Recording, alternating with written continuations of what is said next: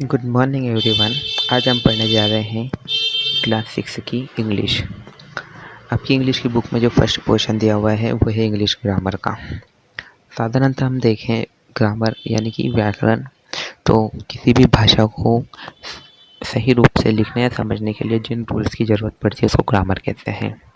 आपके जो first chapter दिया हुआ है sentence structure, the sentence, subject and predicate, यानी कि वाक्य की संरचना, वाक्य, विषय और विधेय।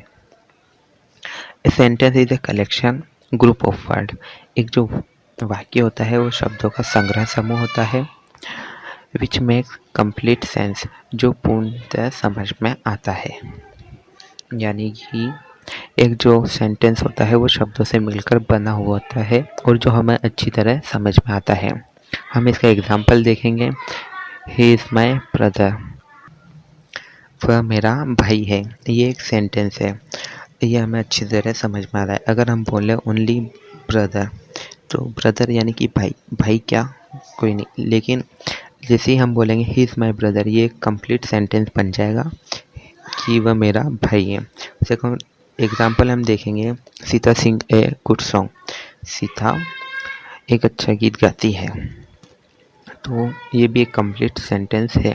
अगर हम बोले ओनली सीता, तो ये एक वर्ड सीता क्या है वर्ड रह जाएगा, लेकिन हम बोलेंगे सीता सिंग ए गुड सॉन्ग, तो ये कंप्लीट सेंटेंस बन जाएगा।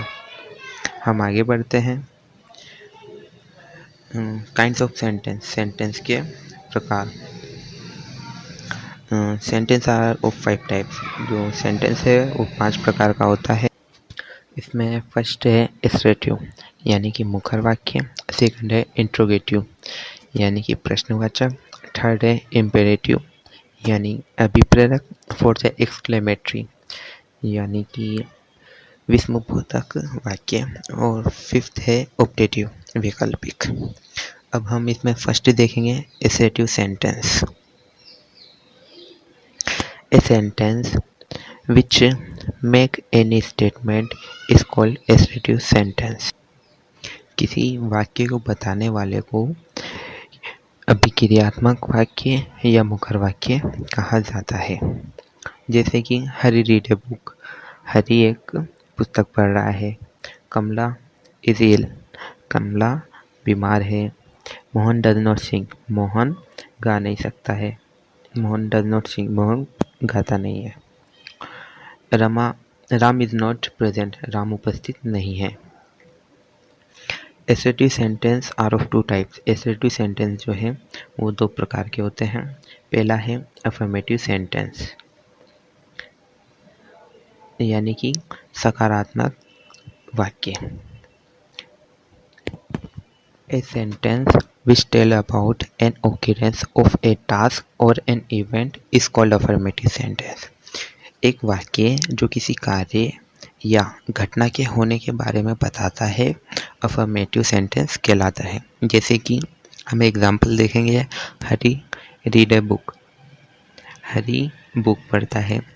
कमला इज इल, कमला बीमार है। इसका सेकंड है नेगेटिव सेंटेंस यानी कि नकारात्मक वाक्य। A sentence which refers to a task or an event not occurring is called negative sentence। एक वाक्य जो किसी कार्य या घटना के घटित नहीं होने के बारे में हमें संदर्भित करता है उसको नेगेटिव सेंटेंस कहते हैं।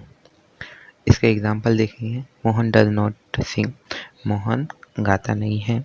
Ram is not present, Ram उपस्थित नहीं है। तो आज की क्लास में हमने पढ़ा सेंटेंस के बारे में कि शब्दों के संग्रह समूह, मतलब शब्दों से मिलकर वाक्य बनते हैं संग्रह समूह से। और सेंटेंस 5 प्रकार के होते हैं, assertive, interrogative, imperative, exclamatory, optative. उसका फर्स्ट एसरेटिव हमने आज देखा। उसके 2 भाग होते हैं, affirmative sentence and negative sentence. इसके आगे हम अगली क्लास में